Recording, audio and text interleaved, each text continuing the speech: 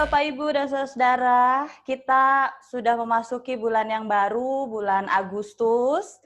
Dan bulan Agustus itu identik dengan kemerdekaan, karena kita akan merayakan hari ulang tahun kemerdekaan Republik Indonesia. Nah, di bulan Agustus ini, dalam Ngopi Bareng, saya mau ngobrol-ngobrol dengan beberapa orang sahabat-sahabat saya yang mereka juga ingin berbagi soal kebebasan dan segala sesuatu berkaitan kehidupan dan pelayanan mereka. Nah, di Ngopi Bareng hari ini saya udah bareng dengan satu orang yang nanti bisa perkenalkan diri sendiri ya. Siapa dan apa yang sedang dikerjakan. Tapi sedikit cerita bahwa beliau adalah salah satu kalau boleh dibilang adik kelas begitu ya, yang dulu sempat saya bimbing, walaupun nggak lama juga ya. Setahun Kak ya. Setahun ya. Iya, kita ngobrol-ngobrol bareng, kita ngobrol banyak gitu ya soal pergumulan dan hal-hal yang berkaitan dengan panggilannya. Oke, tanpa berlama-lama kita mulai aja ngobrol bareng hari ini. Halo yang ada di sana. Halo Kak Esther. Iya, boleh dong memperkenalkan diri buat Bapak Ibu Saudara yang sekarang lagi ngopi bareng ini. Namanya siapa? Lalu sekarang kesibukannya apa? Domisilinya di mana? Mungkin itu aja dulu kali ya. Iya. Halo Jemaat GKI Maulana Yusuf Bandung. Nama saya Niko Agusta. Saat ini saya pendeta jemaat di Gereja Presbyterian Indonesia. Selain itu saya juga sebagai konselor dan pengajar pendidikan agama di salah satu kampus swasta di daerah Jakarta Selatan. Domisili di daerah Tangerang Selatan gitu ya. Orang tua saya jemaat GKI Pamulang gitu ya, dan beberapa kali pelayanan saya juga terlibat di dalam pelayanan di GKI gitu. Nah, iya benar, saya waktu itu dibimbing Kak Esther selama setahun. Dari pasca saya lulus dari Duta Wacana tahun 2015 sampai proses bina kader selesai kalau nggak salah bulan Agustus atau September 2016 gitu ya Kak ya. Yeah. Nah itu saya bareng dengan Kak Esther di situ, ngobrol banyak hal, sharing banyak hal begitu. Itu mungkin Kak perkenalan singkatnya Kak ya. Iya, oke. Nah, Niko, berarti aku panggil Pak Pendeta, Niko aja. Nah, Niko aja Kak. Niko aja ya, biar seumuran kita ya. Okay.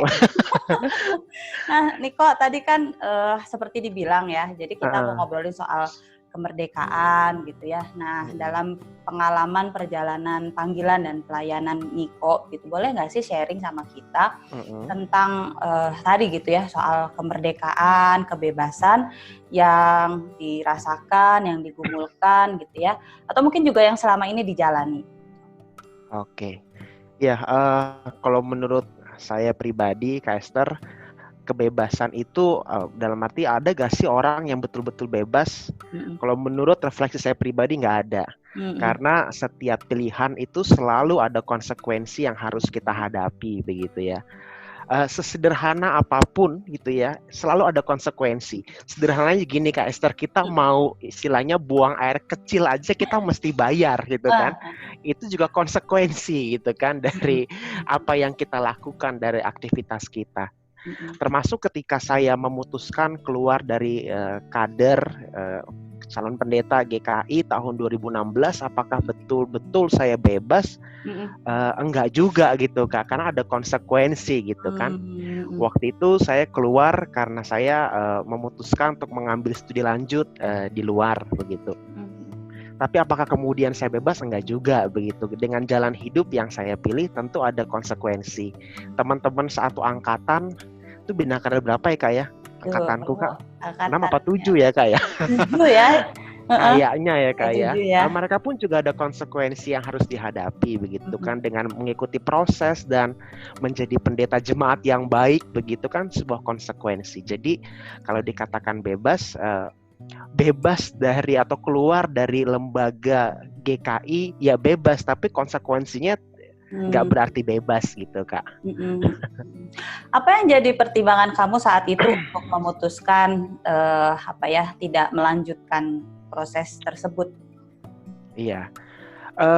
Bisa dibilang keputusan sampai pada saya memutuskan untuk keluar itu prosesnya cukup panjang, Kak Esther. Nggak mudah gitu. Karena waktu itu saya dapat tawaran itu di akhir tahun 2015. Dan itu berarti proses sudah berjalan gitu ya. Sampai pada saya memutuskan keluar itu bisa dibilang sih ya cukup cukup sulit gitu, Kak. Gimana sulitnya? Karena aku dari kecil bertumbuh di GKI, Kak Esther. Saya mulai dari baptis di GKI, kakek nenek juga berjemaat di GKI, lingkungan pergaulan, lingkungan studi waktu teologi juga GKI begitu. Keluar itu agak sulit gitu ya, nggak mudah bagi saya. Tapi kemudian di satu sisi saya juga dalam pandangan pribadi saya, kesempatan studi S2 itu langka gitu. Apalagi dengan kondisi zaman yang semakin sulit, maka banyak pendonor atau pemberi beasiswa juga semakin memperketat saringan mereka. Jadi di satu sisi saya mencintai GKI karena itulah gereja saya bertumbuh, tapi di satu sisi saya juga berhadapan dengan kesempatan untuk studi. Dan akhirnya saya memutuskan untuk studi karena saya sampai pada sebuah tahap pemikiran bahwa toh melayani Tuhan itu bisa di mana saja gitu ya. Tidak harus dalam jabatan kependetaan atau tidak harus dalam tembok GKI, tapi bisa dalam segala hal begitu kan. Kan Agustinus mengatakan dalam segala hal nama Tuhan itu harus dipermuliakan gitu. Ut in omnibus glorificatur Deus begitu. Jadi itu yang kemudian saya merasa oke, saya tinggalkan GKI, saya ambil S2. Toh dengan modal yang akan saya dapatkan ini saya bisa berkontribusi jauh lebih luas. Mungkin bukan hanya bagi GKI tapi juga bagi gereja lain. Begitu Kak Esther. Oke, Niko tadi kalau dibilang soal bersama dengan teman-teman gitu ya. Apakah ada gitu ya dalam masa-masa tertentu membayangkan wah kalau saya dulu begini gitu ya pasti sudah bisa ngerasain yang begini gitu. Artinya kayak semacam memikirkan ulang, benar gak sih nih hal-hal yang saya ambil ini memang sebuah keputusan yang tepat? Pernah nggak berpikir atau bergumul dalam tahap seperti itu? Sering Kak Esther, karena apalagi teman-teman Bina Kader ini kan kita cuman ber-12 ya. Iya. Jadi betapa dekatnya kita begitu kan dengan segala bercandaan yang pernah kita lewati, dengan segala impian bersama waktu itu begitu kan. Tentu berat juga Kak Esther waktu harus meninggalkan kelompok belajar ini, kelompok teman-teman seperjuangan ini. Tapi kemudian ya ketika saya sampai pada keputusan keluar itu ya tentu selalu ada refleksi gitu ya dalam hidup saya. Ini benar gak sih yang saya ambil? Apa jangan-jangan ini hanya emosi sesaat begitu kan? Karena ya seperti yang saya katakan tadi Kak Esther, bahwa hidup ini selalu berhadapan dengan segala konsekuensi begitu. Jadi ya kita harus menjalani hidup ini ya bukan dengan emosi, bukan hanya dengan keputusan sesaat aja begitu. Jadi refleksi itu ya selalu ada Kak Esther. Ingatan-ingatan, kenangan-kenangan selalu bersama itu juga masih selalu ada begitu. Bahkan saya masih join kok dengan grupnya Bina Kader angkatan kami Kak Esther. Tapi kemudian ya itu menjadi motivasi di satu sisi Kak Esther, bahwa ketika saya berani keluar maka saya harus juga berani melangkah dengan segala keputusan yang saya ambil ini begitu. Kalau kemudian saya keluar lalu saya tidak bertanggung jawab, ya itu saya sebut dia berdosa juga gitu dengan waktu yang Tuhan beri ini gitu Kak. Iya. Jadi memang selain ada kebebasan, kemerdekaan, keberanian untuk menghadapi konsekuensi dari kebebasan itu juga perlu ya. Betul, karena kalau Kak. kita nggak berani menanggung resikonya ya kita sebenarnya terpenjara juga ya dalam ketakutan. Betul Kak. Nah, Niko kalau lihat pelayanan yang Niko lakukan selama ini gitu ya, kira-kira ada hal-hal yang bisa dibagikan nggak sih untuk pertumbuhan iman gitu ya, pertumbuhan spiritual jemaat, karena kan kita ini lagi dalam masa-masa yang aduh gitu ya, serba nggak tentu. Kita ada di era baru yang bukan milenial ya, ini era apa sih, saya emang nggak ngerti ya, namanya mungkin era COVID-nial gitu ya. Tapi ada perubahan-perubahan yang kita harus secara cepat meresponnya. Nah, kira-kira ada nggak hal yang Niko bisa bagikan gitu ya, sharingkan menghadapi era yang seperti ini untuk pertumbuhan iman dan spiritualitas jemaat? Oke, iya Kak. Jadi memang di era COVID ini era yang sangat cepat banget berubah gitu Kak ya. Karena saya kebetulan di dunia pendidikan gitu ya, dan bertemu dengan berbagai orang dari latar belakang yang berbeda-beda. Ketika mengakhiri tahun 2019 kemarin, kita udah punya planning cuti mau kapan nih gitu ya. Kita mau jalan kemana nih gitu ya. Tapi ketika masuk bulan Februari semua berubah gitu ya. Kita yang tadinya semula ngelihat tanggal merahnya ada berapa banyak nih 2020 ini, ternyata merah semua bahkan sampai sekarang begitu ya. Di satu sisi kita bahagia, mungkin bisa fleksibel nih, bisa mengerjakan segala sesuatu di rumah. Bahkan sekarang kita di tempat masing-masing ya Kak Esther. Aku nggak perlu ke Bandung, Kak Esther nggak perlu ke Jakarta. Tapi kita berhadapan dengan challenge yang baru, yaitu ya kesehatan mental ya Kak. Ketika masa biasa aja orang itu tingkat stresnya udah tinggi, tambah sekarang COVID ini, sekalipun kita berhadapan dengan fleksibilitas, kita berhadapan dengan tekanan stres yang makin tinggi. Entah itu gereja kah, entah itu lembaga-lembaga sekular kah, kita dituntut dengan target yang makin tinggi juga. Ya, bagi saya apa yang kita bisa petik dalam dunia pelayanan ataupun dunia pekerjaan sehari-hari, kita dituntut untuk semakin kreatif, tapi juga semakin kritis gitu. Jadi kita tidak bisa stagnan memberlakukan pola kerja, pola dalam konteks berjemaat ya, pola berteologi, pola berjemaat yang lama. Kita dituntut untuk yang menyesuaikan zaman ini dengan cepat. Istilahnya gereja dipaksa jalan lebih cepat 50 tahun. Kita nggak pernah menduga gitu ya. Beberapa jemaat misalnya masih agak nggak sreg dengan ibadah virtual, dengan PA virtual, persekutuan doa virtual. Ya tapi itulah realitanya gitu. Kita dipaksa maju untuk itu gitu ya. Konsep-konsep pelayanan yang selama ini mengharuskan tatap muka, yang harus serba rigid, harus serba ribet, itu yang mesti kita benahi, kita sesuaikan dengan konteks zaman sekarang. Untuk teman-teman yang di dunia perkuliahan, dunia kerja, dunia persekolahan, ya kita juga dituntut semakin kreatif gitu Kak, karena posisi kita dengan mudah kita sudah melihat tergantikan dengan elektronik begitu ya, digital semuanya.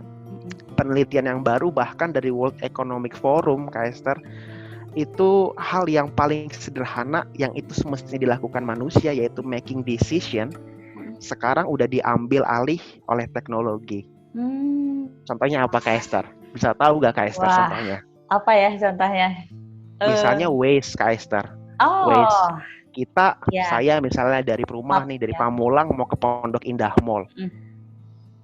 Untuk menentukan lewat mana kita bahkan minta bantuan Waze. Ini macet, ini enggak, oh udah ngikutin Waze aja deh. Making decision kita diatur oleh teknologi Kak. Mau makan Kak Esther. Mau makan kan kita sesuaikan dengan selera kita ya Kak. Hari ini mau makan nasi goreng. Cuman tempatnya yang mana ya? Kita serahkan pada Zomato, Instagram. Gitu. Hal-hal sederhana aja udaran saya dalam dunia pelayanan sekalipun, ya mari kita mempercepat pengambilan keputusan, cara berpikir kita, kreativitas kita gitu, karena ya itu untuk hal-hal sederhana aja kita sudah dikendalikan oleh teknologi, dan manusia ya harus, ya Tuhan memberikan kita akal budi ya harus lebih kreatif daripada itu. Dan oleh karena itu ya jadilah manusia-manusia yang kreatif, bertanggung jawab, bukan hanya menuntut kebebasan, bukan hanya meminta kemerdekaan, bukan hanya menuntut kemerdekaan, tapi bertanggung jawab dan berkreasilah di situ, Kak. Iya. Jadi kalau boleh dibilang bahwa sekarang ini kita justru harus membebaskan pikiran kita dari konsep-konsep yang apa ya, yang kolot gitu ya. Iya, betul Kak. Yang sangat konvensional, karena kalau kita tidak membebaskan diri dari pemikiran-pemikiran seperti itu, memang kita akan ketinggalan zaman. Iya, Gereja, betul ya. Kak. Betul sekali Kak Esther. Pemahaman spiritual juga sama ya. Nggak bisa lagi betul, kita Kak. tuh punya pemikiran. Nggak bisa, kaku. Betul Kak. Sesuatu yang kaku begitu ya. Ibadah harus ke gereja, harus ngelihat gedung gereja, harus ada ya, nggak susah Kak. Sekarang sudah susah Kak. Betul. Kita harus menyesuaikan lah, mengkompatibelkan diri kita itu Kak. Membebaskan pikiran dari belenggu-belenggu yang dulu udah yang sekarang nggak relevan lagi. Betul Kak. Oke, wah seru nih ya Niko ya. Seru banget Kak. Mah kalau ngobrol sama pendeta mah beda. Gitu. Ya oke. Terakhir nih ya Niko ya. Ya, Kak. Kira-kira ada nggak sih pesan-pesan gitu ya, harapan atau apapun yang mau Niko sampaikan buat Bapak Ibu Saudara yang lagi ngopi bareng sekarang ini berkaitan dengan tadi soal kebebasan, pengambilan keputusan gitu ya, lalu juga soal panggilan dan pergumulan-pergumulan, boleh. Oke, ini sesuai dengan topik kita nih kayak dibebaskan atau dimerdekakan dari GKI dalam tanda kutip. Oke, aku pengen menutup begini Kak. Ini dalam konteks yang lebih umum ya Kak ya, bukan hanya aku waktu itu kader pendeta, tapi mungkin juga bagi jemaat-jemaat muda atau jemaat-jemaat tua yang kecewa, GKI gerejanya kaku begini begitu ya Kak ya. Jadi yang pertama aku ingin mengutip tulisan yang pernah disampaikan oleh Dorothy Day. Dia waktu itu ditulis, aku bacain bentar Kak. Dia menulis dalam koran Catholic Worker Januari 1967. Dia menuliskan sebuah renungan ketika dia berhadapan dengan perang Vietnam. Waktu itu gereja di Amerika itu sangat bangga dengan negara Amerika yang superpower. Dan gereja cenderung melegitimasi perang itu, dan dia mengatakan sekalipun si Dorothy ini kecewa dengan gereja, though a church is a harlot at times, but she is our mother. Pesan saya untuk teman-teman yang meninggalkan GKI begitu ya, jangan pernah membenci GKI, karena dari GKI pun kita diperkenalkan siapa itu Kristus, kita mengenal siapa itu Kristus. Tak ada gereja yang sempurna. Sejelek apapun GKI menurutmu, ketika engkau berpindah ke gereja lain, jangan membenci GKI. Karena GKI itulah gereja kita. Dari gereja GKI itulah kita mengenal Kristus. Sejelek-jelek apapun itu gereja, dia milik Kristus. Itu pesan yang pertama Kak. Pesan yang kedua terkait dengan situasi saat ini. Ketika engkau mencari kebebasan, sadarilah bahwa tidak ada kebebasan yang seutuh-utuhnya atau sepenuh-penuhnya bebas. Di dalam setiap hal yang kita pilih, yang kita tentukan, yang kita ambil, ingat selalu ada konsekuensi. Dan konsekuensi yang engkau hadapi itu harus dihadapi dengan penuh tanggung jawab. Kita hidup nggak bisa sekedar bernafas, sekedar beraktivitas tanpa memberi makna gitu kan. Kalau kita tidak memberi makna, ya mohon maaf, apa bedanya kita dengan kucing, dengan monyet, dengan hewan-hewan lain begitu. Manusia hadir harus memberi makna. Dalam segala kebebasan yang kau pahami, jadilah manusia yang bebas, dan bebas pula lah untuk memberikan segala sesuatu yang positif bagi orang lain. Yang terakhir yaitu stay kreatif Kak, stay healthy, stay safety, but stay kreatif. Begitu. Harus kreatif. Dan tetap harus pakai masker. Harus pakai masker. Kecuali kita di ruangan masing-masing, ya bebas lah. Oke, makasih banyak ya Niko untuk sharingnya, sangat menguatkan gitu ya. Memang bukan masalah jadi pendeta atau enggak gitu ya, tapi tadi yang Niko sampaikan di poin nomor 2 tadi ya, soal bagaimana kita bergereja juga ya, Kadang-kadang kan mungkin juga banyak ada orang-orang yang kecewa ya. Oh, Ya, tanya betul. begini, gerejanya begini, majelisnya Iya, begini. betul. Ya. Kan banyak banget komplain tuh Oh, tuh GKHI komplain. ini nggak asik lah ibadahnya, beginilah, Betul, betul. begitulah. Ya, nggak ada Ya, gereja yang sempurna di dunia nggak ini, ada Kak. yang sempurna, iya. Ya, But thank you banget buat pencerahannya, buat ngobrol-ngobrol. sama-sama, Kak Ya, Esther. sukses buat pelayanannya di sana. Ya, sama-sama. Sukses juga untuk Kak Esther selalu. Sehat selalu, Salam, Kak. salam juga buat jemaat di sana, Iya, Gereja Kak Esther. Presbyterial ya. Ya, Betul ya. Presbyterian Indonesia, betul, Kak. Presbyterial Indonesia. Oke, nanti kita ketemu lagi di ngobrol-ngobrol selanjutnya ya, Niko ya. Kalau udah nggak PSBB kayak begini kita Oke, siap, lagi ya. Kak. Bapak Ibu dan saudara, demikian sapaan ngopi bareng saya hari ini. Kiranya apa yang disampaikan membuat kita tercerahkan dan menjadi inspirasi buat Bapak Ibu dan saudara sekalian. Selamat melanjutkan aktivitas kembali. Tuhan Yesus memberkati.